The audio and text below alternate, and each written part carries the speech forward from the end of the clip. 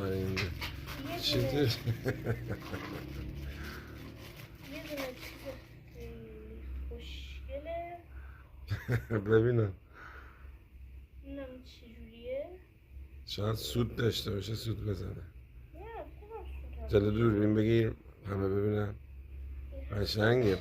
باد میشه. آره دندون فشارش بگیر. اه، چشش زدی.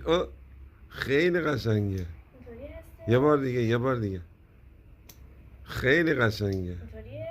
شانسمون خیلی خوب بود مگه نه؟ و دیگه چی داره؟ 2 تا شکلات. شکلاتاشو ما هیچ وقت نمیخوریم به خاطر اینکه دندونمون خراب میشه. آره بخوایم بخوریم هم شکلات خوب میخوریم.